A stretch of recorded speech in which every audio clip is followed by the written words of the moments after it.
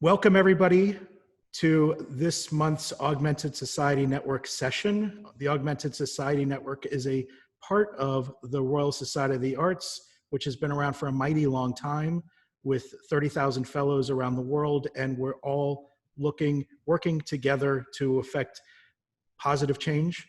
And what we found is whether you're a fellow or not, the people that join our conversations are just breathtakingly intelligent, and it's great always to be here once a month for these sessions to bring you up to speed with where we are now in the heart of COVID, which unfortunately we'll call during the first phase of COVID. We had a series of sessions talking about, with the pandemic blowing things open, really causing us to stop and take stock of what's going on in society. If Augmented Society Network is all about the future of society, assisted or augmented by technologies or systems or different forms of communication, culture, etc., how are we going to move forward? How do we really take this opportunity to reset and take a look at making real change, exciting change? And so from those sessions that we had, it really was a free-for-all in terms of bringing up, I see this, and this is interesting, and these are these, we came up with three core concepts. One is education needs a complete revamp. The next one that we're talking about in this session and next session, 2 sessions for each one of these, is reassessing value. And what does value mean? And then the third one is a configuration of resource, so that we're not, just as one example, it blows my mind that when the restaurants closed, there was one farm that euthanized 61,000 hens because that supply chain was all about getting eggs to the restaurants. So rather than changing that supply chain to meet those that were in long lines waiting for food, why couldn't we move that stuff? So we're not talking about that right now. We'll be talking about that in later sessions, actually after the new year. But what we also found with doing this, and want to thank everybody that's been joining, and you're very welcome to be here, and we're excited that you're here. What we found with doing these sessions is there's a tremendous opportunity for us to do something that, as far as we know, hasn't really been done before. And that's effectively crowdsourced white papers, where from these conversations, and we've already started this model, and it's a completely agile new model where we're trying to figure out where we're going as we go. But out of having 2 sessions on education, and how do we really reimagine education, not throwing everything out with the bathwater, but keeping the stuff that's meaningful and worthwhile, and adding and responding to where society is heading. It's a matter of a bunch of us coming together as either theme leads, writers, or editors, but as a truly collaborative white paper that we can publish along with the RSA, as part of the RSA, where it can hopefully influence policy or educational systems in different countries. The fact that of the 17 plus people that are involved with that first white paper on education, we've got representatives from all 5 continents. It's very exciting, all different backgrounds. So from these 2 sessions, there's this session today, and also the next session, which will be on December 3rd. From these 2 sessions, we hope that we will have a really good starting point with which to build the same type of thing. And it might look different than the education one. It might follow along the very same rules. This is all very organic, but to get us all on the same page about what we're talking about here, reassessing what we look at as value. Overwhelming barometer of value was currency and status and the traditional drivers of materialism. And there have been outliers always, on personal, communal, and macro levels. But the reality is that the pandemic has forced us all to reassess this hardcore. We're no longer able to say, well, there's that group that might do this and that group. And so whether it's that we're looking at how, whether it's universal basic income or finance is done here or permaculture here in different groups, we're really looking at how can we make a change? How can we maybe move from GDP model to the donut economics, where much more than just how much money you have or what status you are entails getting what others might not have. As we've always talked about it in this group, it's about collectively bringing up society. And I don't want to talk much longer because we've got, as I've said at the beginning, we've got a lot of really intelligent people with different places that you're coming from, different experiences. But what I will say is really want to hear from everybody. And we're going to be going around the houses in these sessions. And you'll find that the nuggets really come up, and all of our sessions are always put up as podcasts so that you can refer to them later if there was something that you forgot or just was excited by, and how do I share that? So, but the things that we want to discuss in this session is how might we define and measure value for the new paradigm? And what examples do we have of how alternative value has been established and is working well? Where can we leverage historical value concepts? Maybe it's not just our recent history, but long ago. What changes should we be making to economic and social systems to reflect new standards of value? So really in this first session, we want to talk about conceptual, really big picture on these things. The next session, we'll talk more specifics of what are those tools, what are those technologies that might help move this along. Just know that everybody here is trusted and valued in the conversation. And we do have sociologists on this. We have educators. We've got mad scientists. And I'm sorry to put the pejorative of mad, but that's just cool and exciting. We've got really people that run the gamut. Dick has actually published a lot about value in the economy and these types of things. I know that we've got people that are knee deep in permaculture. So I'm going to stop talking. I'm just going to be facilitating. Dick, let's just start with you. I'm going to pass it to you. What have you really found in terms of what the paradigm has, what the pandemic has triggered in terms of all of our thinking on the economy? Yeah, okay, thank you. So I think it's basically sort of brought to a head a lot of things that have been brewing for a long time, which is this sort of disaffection with where capitalism has gone over the last half century, recognizing that we need safety nets, that where a lot of us live, there's been an era of small government, low taxes, which supposedly generates improvements to business and economy and innovation and all that stuff, but it leaves lots of people suffering, especially when something like this happens and jobs are in danger, health is in danger, and all that kind of stuff. But I think, you can sort of go back. I mean, I view the COVID thing as sort of a last straw, but it's really only that. That this has been brewing for a long time. You can look at different things that have changed it. I sort of thought I should use this quote from Peter Drucker that I've used for my fair pay work, which is, the greatest danger in times of turbulence is not the turbulence, it is to act with yesterday's logic.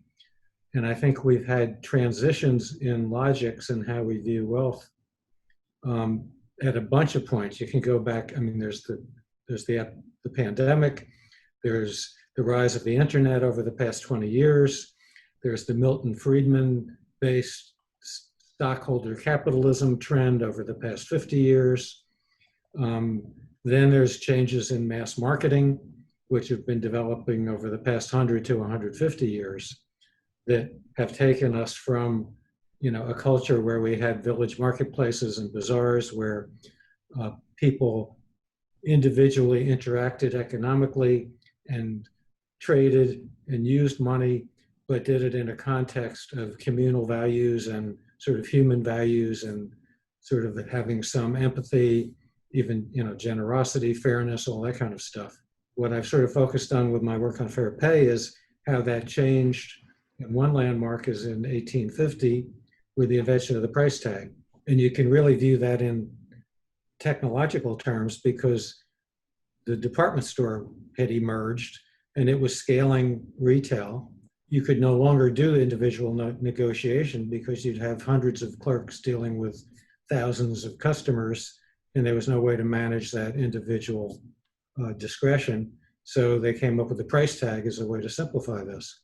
But that totally changed the norms, where now it's a take it or leave it deal instead of a negotiation.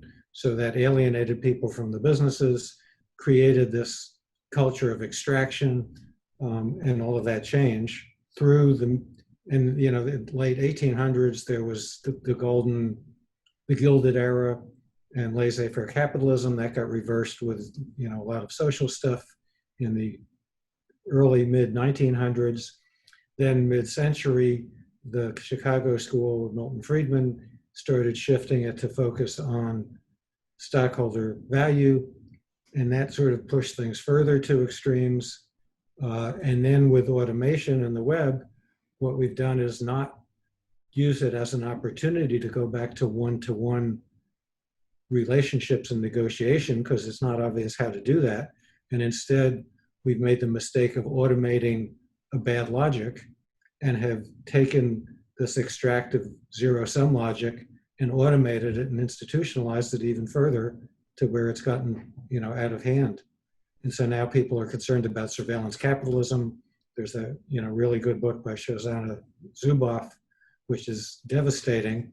But I think it's a little misdirected because it's sort of blanket critiquing capitalism and all uses of our data, when I think it's really the misuse of data and the misdirection of capitalism to short-term ends that is the problem.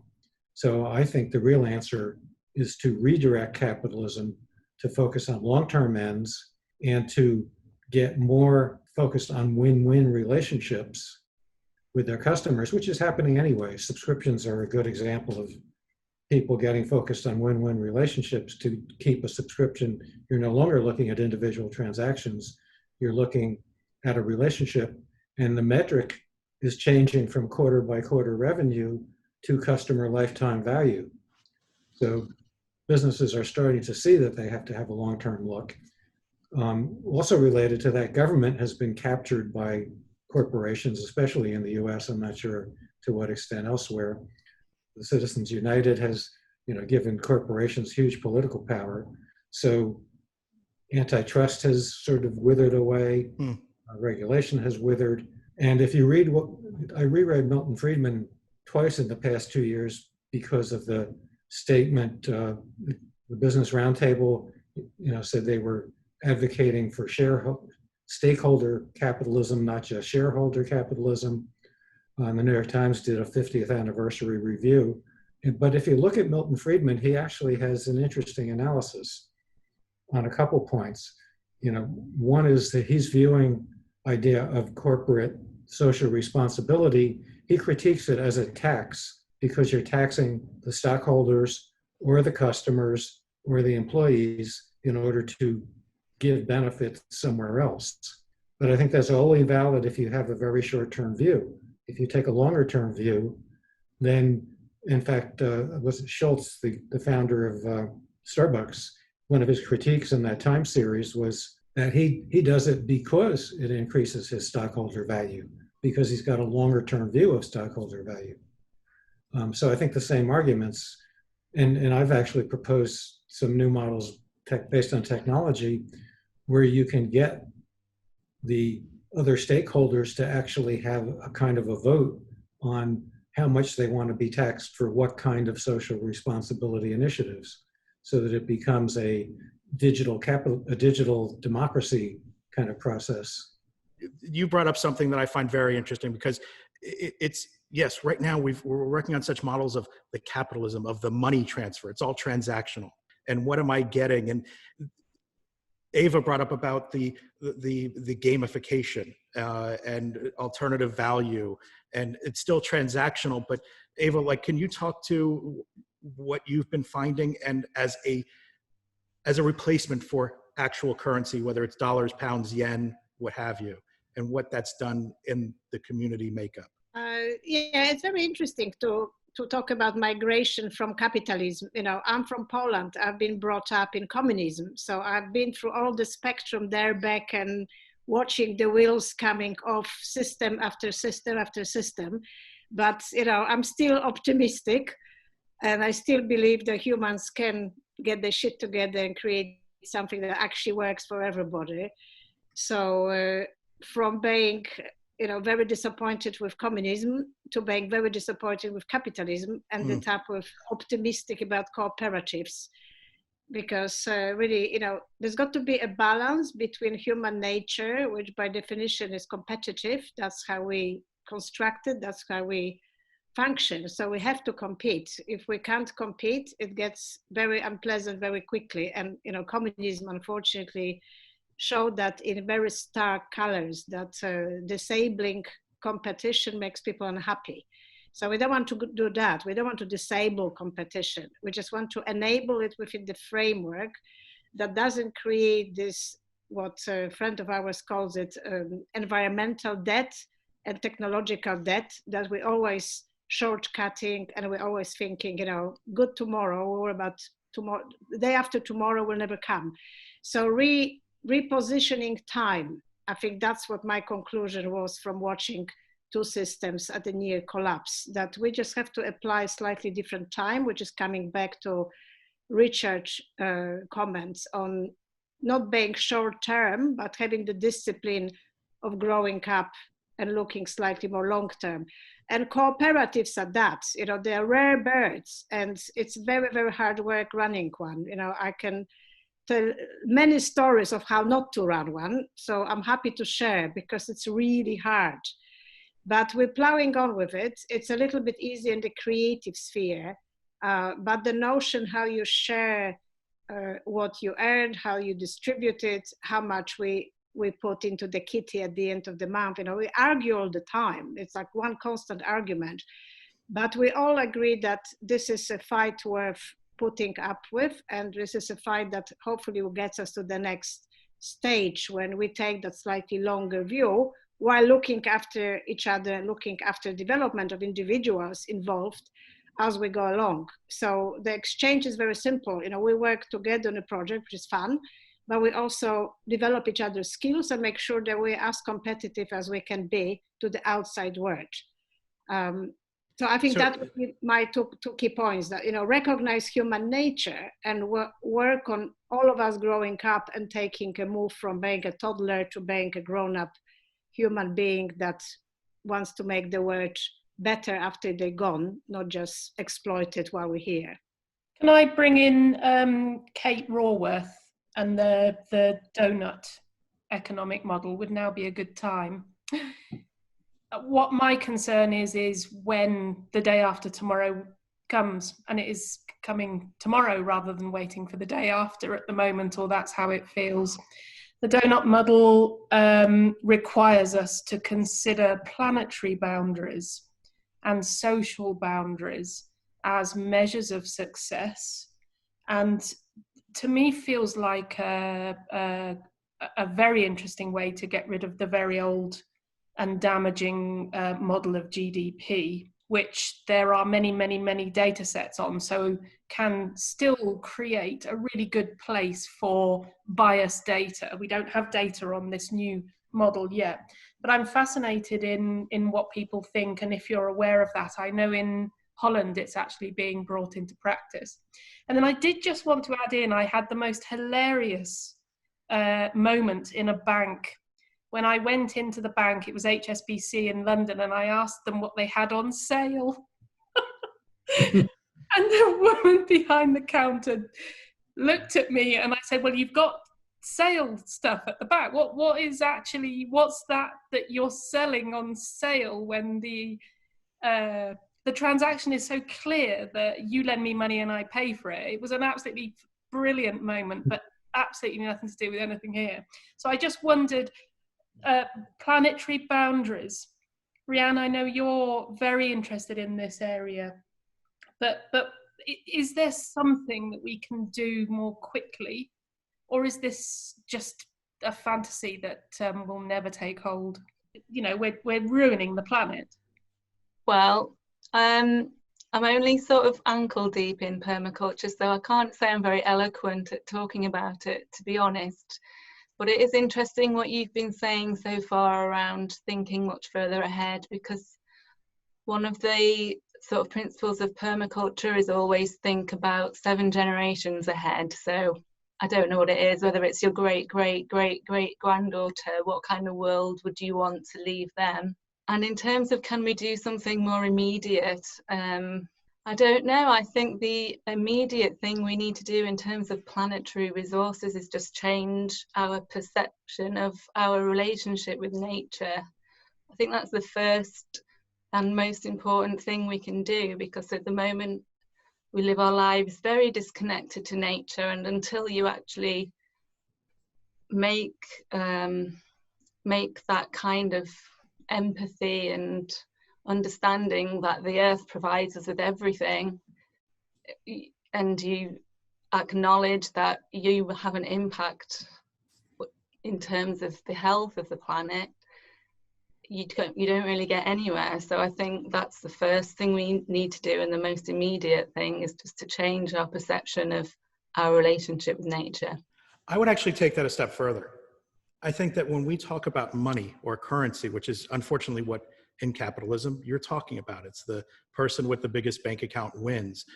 And when we're talking about planetary resources, I think there's also emotional resource, us as humans.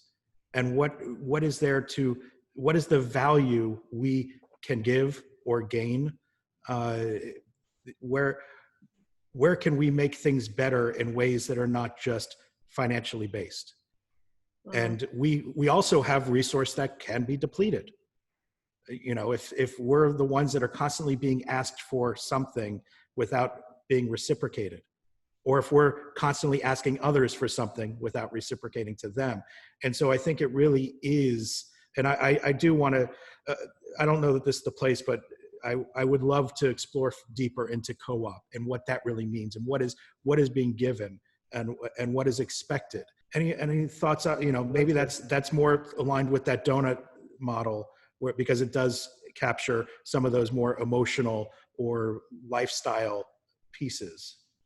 Well, I've got some thoughts on that, if I can add to it. I think that's sort of a false distinction between money and larger kinds of value. And I think it's only because of the way we're using money and the way we think short term about the exchanges. But I think if we decide that we want our governments to help us focus on long term, and we ourselves want to focus on long term, we can restructure how the markets work so that these other kinds of value get reflected in monetary exchange. There's an interesting HBR article from a few years ago that's called The Elements of Value from 2016. And there's a chart here, I can sort of hold it. It's basically Maslow's hierarchy of financial, of value. I feel like I should cover a right eye, like a reading chart. Yeah, I mean, obviously you can't read it.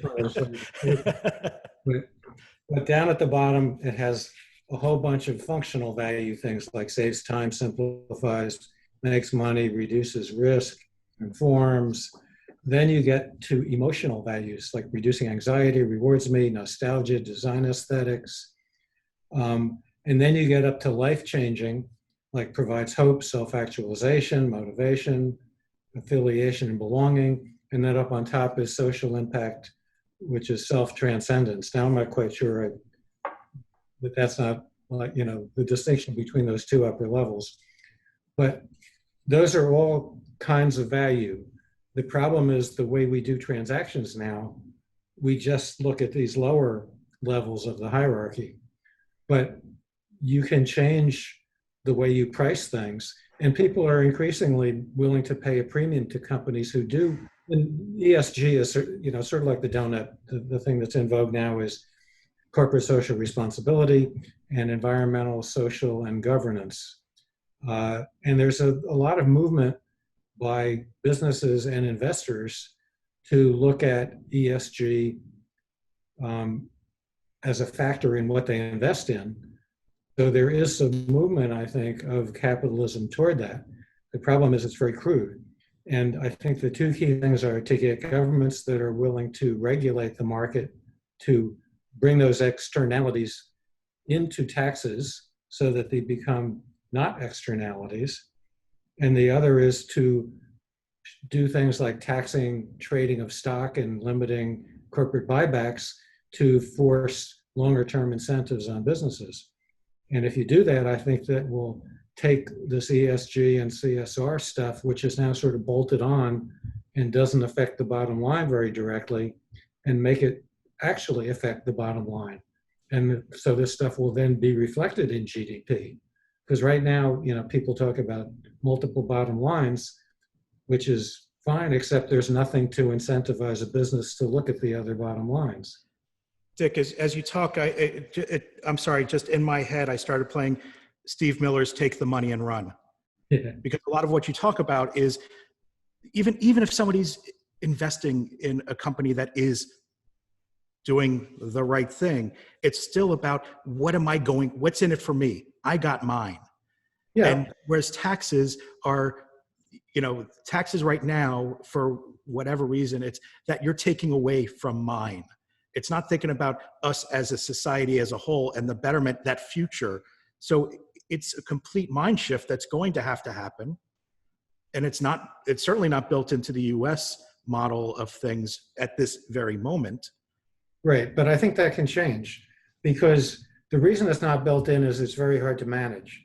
But automation is changing how you can deal with things so that you can build relationships with your customers, with your stockholders, with your employees, and have individual dialogues. And you can have effectively bots that are representing the corporation and becoming the agent that talks to the individuals to have dialogues with them about what they want, what they don't want.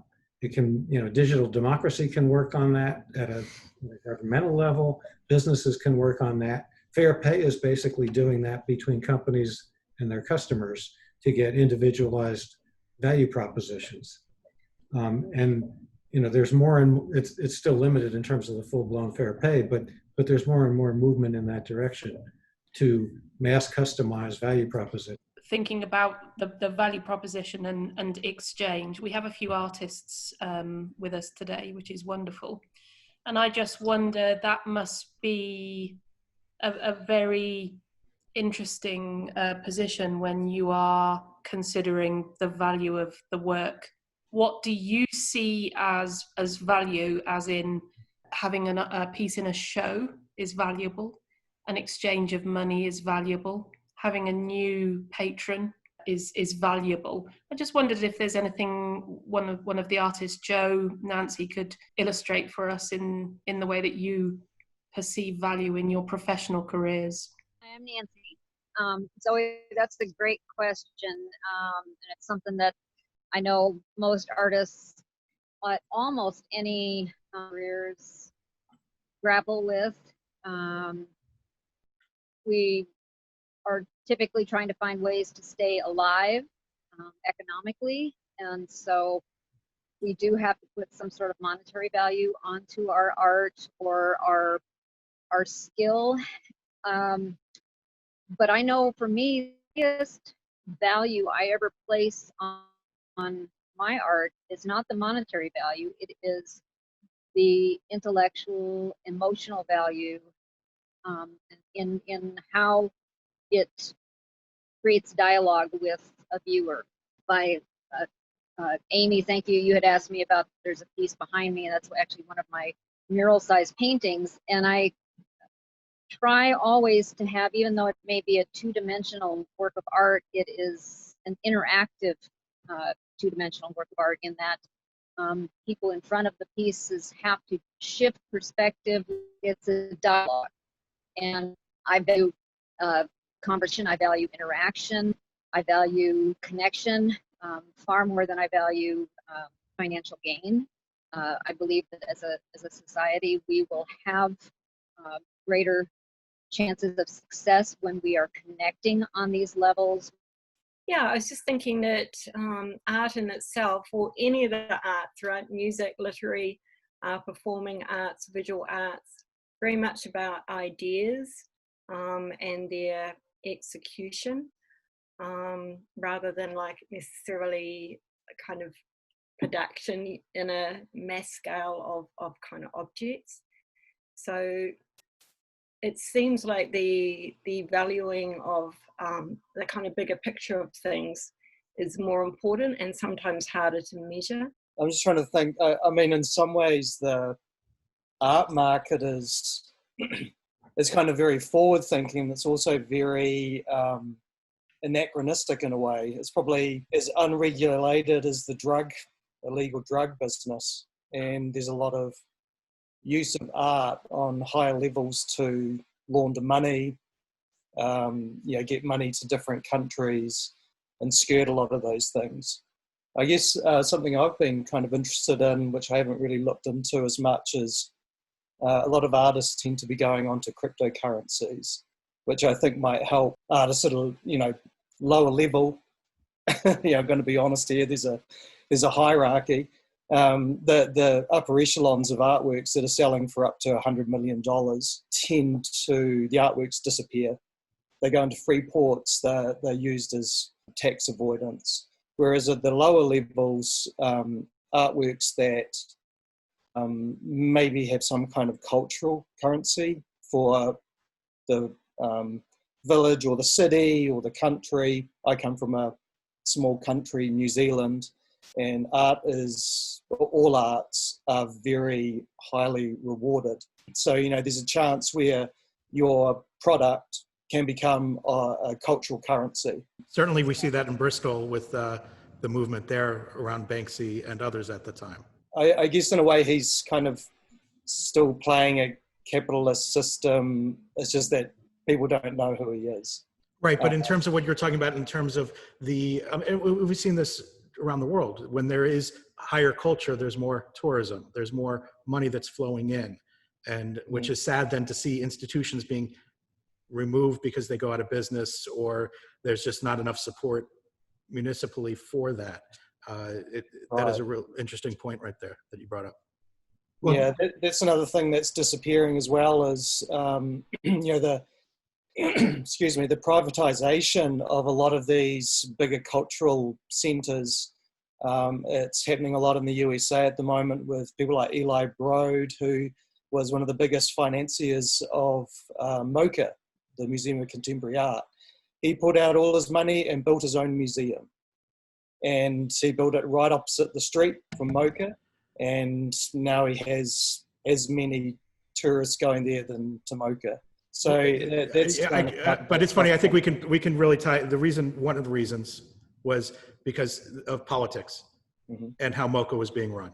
So, like, if we look at with the finer needle at these things, you could also make the argument now that there's two museums with meaningful pieces or meaningful collection, maybe they draw more traffic because people know they can hit two museums. Ava, you had brought up about we think the big data and AI can help us to qualify and track value. I think that's something we'll talk about in the next session. I think in this, we really want to define what value is that we're going to be tracking. That's absolutely fascinating and an area that we would naturally want to cover, I think. Yes. No doubt. So culture capital. Where are we going if we don't have money? And I don't want to go back through the whole of society and try and redo something that we all know what happens. We don't want to do that. I have a comment on bridging it. There's a term, the passion economy has gotten to be a term that's in vogue in some circles lately. And I did a piece not long ago in Inc. magazine, sort of tying the passion economy into some of the fair pay ideas. I'm sorry, can you define or share your definition of passion economy? Yeah, the passion economy is it's like these artists that you're talking about who build their own businesses, and the idea is that it's an entrepreneur who wants to do his own thing and wants to build his community of customers and get them to support him. And it's really interesting. What got me started in fair pay was watching pay what you want things, like the Radiohead thing was sort of a watershed that, you know, a lot of people paid attention to. Made an album. They were the first ones to make an album available. You can take it for download for free or pay what you want. And they never shared it, but the feeling is that they averaged about $9 a download. You say, what was the outcome of that? They Well, moved millions of units with an average. Like some people did nothing. Yeah, as I recall, the estimate was more like 3 or 4 worldwide. I think in the US, maybe it was 9. It varied where it was. There were people who paid as much as 90 some odd dollars for the album. And the point is that you've got this curve. It's like a demand curve. You know, the people who really appreciate what you're doing will pay a lot. So if you can identify the market that appreciates what you're doing, and that's what the passion economy is all about. It's people who are doing creative things and passionate about them, find the customers who are passionate about what they're doing, and they will pay them a premium to support them. And it gets to this idea of a social contract, that with a lot of creations, the only scarcity is the creator. It's not material scarcity. So you don't have the traditional invisible hand, you have the social contract of, I want you to keep doing what you're doing, so I have to support you. And I love that Wendy just brought up about that folk singers and traditional musicians were living in the passion economy long before it was fashionable. Yeah, no, I mean, we were living like that in the 70s. yes. I mean, you know, you slept in your car, you produced your own album, you sold it from the stage, and you went on to the next place the next day. I mean, it's, you know, jazz musicians were doing it long before folkies were. Sure. So what's interesting is the technology is creating platforms that enable that to be supercharged. That you can build. But nobody actually wants. You know, when a lot of this stuff came up about MP3s and stealing music and piracy and stuff, one of my friends said to me, she said, you know, the commercial music industry was never interested in us, so what do we care? The thing I would say about all these community ideas is they do not scale beyond a certain point. And I think the internet has, you know, the internet itself, the infrastructure has scaled extremely well considering what they had in mind when they built it. But community on the internet does not scale. As soon as you get to certainly above 10,000, probably a smaller number than that now, you get abuse.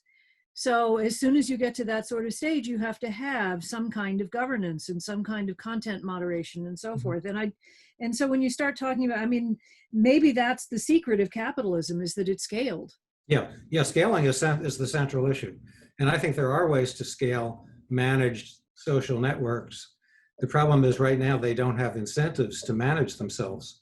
Their only incentive is to sell advertising and get you engaged, and they don't care about the quality of the content that's being shared. But if you change that to where users are paying for it and they're providing a service, there are ways, and I've actually done some work on algorithms that get sort of a democratic consensus in successive levels and based on reputation, where you can get scale and quality. I just want to say right now that my experience of Twitter is almost uniformly delightful. I don't know how I do it, but I've obviously cracked it somehow because I find it an endless source of useful and interesting things. Mm-hmm. Yeah, well, I think it depends on who you follow. Or what you're looking for. Yeah. It depends what you're looking for, who you follow, but also how you interact with people a little bit. I mean, Sure. You know, I'm not interested in fighting with people, so I don't do it. Right. Yeah, well, I think that's the heart of it, that you build mechanisms that sense that and favor the people who cooperate and behave well and demote the ones who don't. Without censorship, it's just a matter of how widely distributed you are to who. It has something to do with who your community is. Like when I came on, what's very interesting is in the early 90s, I got onto a London-based conferencing system called Kix. And the people I knew on Kix, I still interact with today on IRC, on Twitter, a little bit on Facebook because I hate Facebook, a little bit on LinkedIn because I hate LinkedIn.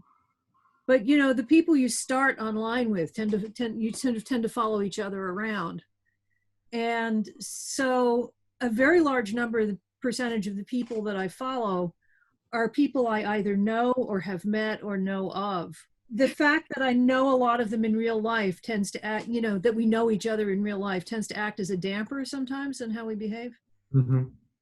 Yeah, well, I think you need to build reputation on things that have more depth than whether you click a like button. Amy, you just brought up slow and the fact that we're using scale as a measure of success. Would you kind of fill us in a bit? Just baffles me.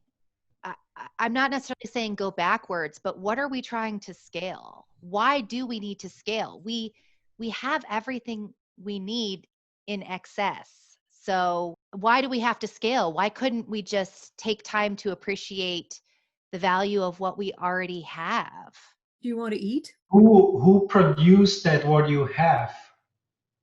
I have a garden on my patio. Okay, then you're a self-producer, but many things Wait a minute. All the food experts, I've been hearing a lot about this lately, and all the food experts say that the notion of feeding yourself, basically subsistence farming, does not work. It certainly doesn't scale. We don't have to apply that to food necessarily. We're being very specific in a point in a conversation where we haven't been. And we could still cooperate and barter. I'm not saying that I would have to subsist off my garden alone, but for example, I barter for things all the time, and I live in probably one of the most capitalist places in the world. You know, I barter for a lot of the services that I receive, because quite frankly, on my salary, I just can't afford to pay the full price. And a lot of people are like, well, I value your role in society, so I want to do business with you, and I will. And the people that won't probably aren't people that I want to do business with anyhow, because they don't really share my values. I don't know if that makes sense, but why are we scaling everything all the time? If we go back to the beginning of the pandemic, you were talking about how your community reacted. And I think it was something that happened on a huge scale when we couldn't have things. We really did swap.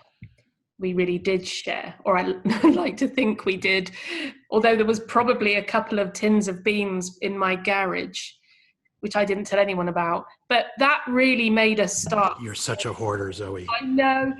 That really put a focus on not having. I wonder what people's experiences are of that. The sharing that ensued, I thought, was quite incredible. If I may, before we go to that, Amy, my belief in answer to your question about why do we have to scale is because that's the model that most of the world knows. When you talk about a new business, oh, am I going to fund you? I'm not going to fund you unless you're going to be able to scale. I'm not going to put this in practice unless it's scalable, because we're going after the most numbers. And so it is a complete mind shift. But then if we go to the Future Institute's game, where you imagine where it's the opposite. So imagine a world where there are no companies. Imagine a world where all we did was share. Turning those things that we accept now as the norm and just saying the opposite of that. No, we don't have to scale.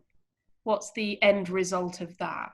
What does that actually mean for us going forward? Well, isn't one of the results that we cannot possibly provide enough food for everybody in the world without using, modern scale techniques?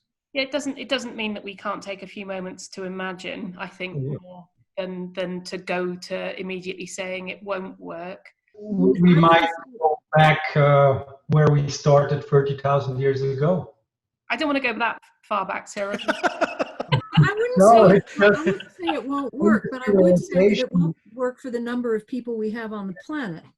And I also think no brand new idea will work for everyone. I think everyone, it's a bit hard to think, I've got to think of something that will work for everyone. Can we not give ourselves some space where in that moment, in that next 10 minutes, it doesn't have to work for anybody. And in that joy, in that moment, when those things come to you, when you're not thinking about them, which is, the way things tend to happen, when you're sitting there and bang, this incredible thing happens. It's not going to work for everyone. But in the 7th generation of the 7th daughter, it just might. I would love to give ourselves some more space. Well, I think it will work. I will stop being a pain in the ass, but before I do, I will just say that in this moment of joy that you're describing, I really want to be able to have a dentist. Oh, interesting. I don't want to have a dentist. I've just had one, You thank just you. had one. Yeah. Well, the passion economy thing is really focused on this idea of finding small scale ways to work in the context of a more flexible structure that uses scale where scale is valuable. And haven't we seen a real blossoming of people finding their own things that they can produce value from? Sure. Surely there are more people now considering their own business and their own business model than we've seen in a long time. Well, look at something like Etsy. Etsy is sort of an interesting example of a highly scaled platform that enables niche passion businesses. Etsy. Yes, yeah. but you're still only trading in currency. But what's wrong with currency? Currency is simply a technique for balancing the. It certainly doesn't allow for barter like Amy is able to be successful in her group, right? It does allow for barter. Yeah, but you can use currency to balance out when the barter isn't equal.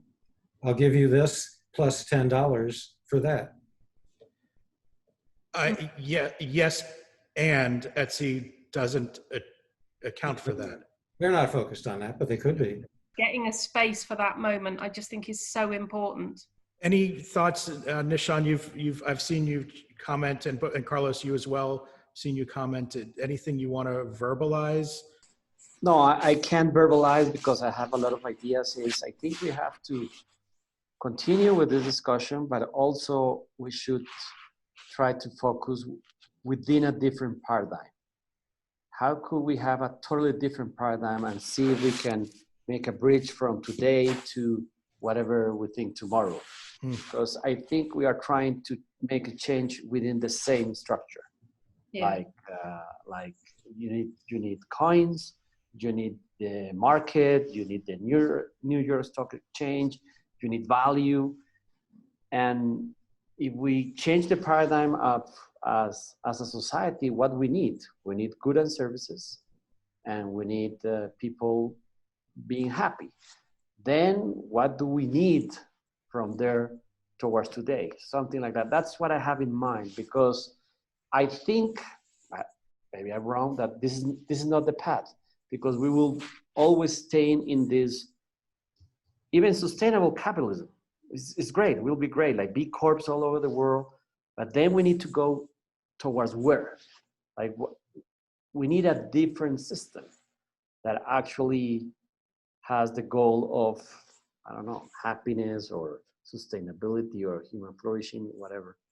And that's what it's always going around in my mind is, maybe this is not the path. Maybe we need a new paradigm and then make the bridge, which will be, that's what I have in mind. Picking up on that, just to throw out, Bhutan came up with the idea of gross national happiness as an alternative to. Yeah, then we're going to have to get into how do you scale, how do you measure. Exactly. Yes, but then with technology, that's actually more possible. It's more doable, but then it's like you might scale happiness, like the same event might occur for you as it does for me. Well, I'd work a way to fake it, wouldn't I? And I'd be but of course. Yeah. Diggs, Nishan, do you have anything you want to add before we close? Yeah, sure. So I've been very quiet, but mainly because I've just been listening to the interesting conversation. I think for me, one thing that COVID has shown is that our sense of normalcy and our pre-existing structures are, I wouldn't say that they don't work, but they're failing. And whilst we've been having band-aid solutions to kind of try and, stop the subsidence and things leaning, now there's a lot of stress on this, and we're thinking that actually we need to actively make change. I wouldn't necessarily go as far as saying that we need to totally overhaul society and have gross domestic happiness. I mean, I live in the land of state-sanctioned happiness, being Finland, of course. So, I have to be happy even if I'm not. It's compulsory. They define happiness here, which is why they use a different metric for happiness here, which is quite fascinating. That's a different story.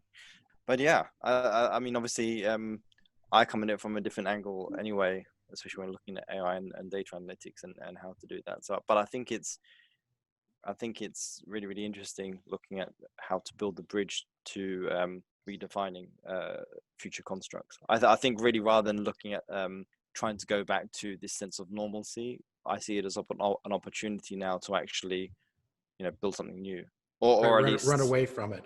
Yeah, exactly. Have a 2.0. I'd rather see a 2.0 rather than changing, like building an all new thing. And of course, for all of us to have vegetable gardens, I have a hydroponic setup here in the house because So do I. Nordic winters don't allow hydroponics growing vegetables. I should add, things aren't necessarily legalized here yet. So, but saying that, I'll hand over to Diggs. I'm just going to say I didn't hear anything. But no, and first, I feel so out of my depths here. Not because I don't value your input. It's just because I can't articulate a thought along these lines on the subject as well as any of you have. However, I will say that Carlos and Amy and anybody else who was on the mission on the we need a 2.0 plan sort of tracks with my thinking. And co-sign whoever said stuff about experiences. I'm definitely in that camp. I'm literally going around the country in a sleeper train on 3 sleeper trains as my vacation, just so I can see the country go by. I need to get away from Pennsylvania, but obviously I can't go to a place and stay there for a long time due to COVID, but at least I can be in my own little box and, see the country go by for 6 or 7 days. And I'm gonna love that experience. So I think we're all on the right track here. I just don't think I can add much intellectual heft to the conversation, so I will shut up. That's such a great way to travel, though, isn't it? Is to actually you be the moving part. With that, I think we're always respectful of time and really appreciate all of you being here. Next time, Zoe will be able to be on camera. Please join us. Next session is December 3rd. Please email us anytime with any suggestions, questions. We still have a bunch of stuff to come, a bunch of great conversation to come. If you know anybody else that would be enthused by any of these conversations, please send them over to augmentedsociety.org. Really great to have you. Hopefully we will come to some type of way forward. Can't thank you enough. I'm really excited about where the conversation was heading. I know that we can't get it all done in the time allotted, but our minds have been massaged with some great thinking from this conversation. So thank you all. Thank you, everyone. Have a great November with all the excitement that is bound to come in the US and around the world. Cheers. Okay. Ciao. Bye. Bye. Happy election, everyone. Hope so. Good luck.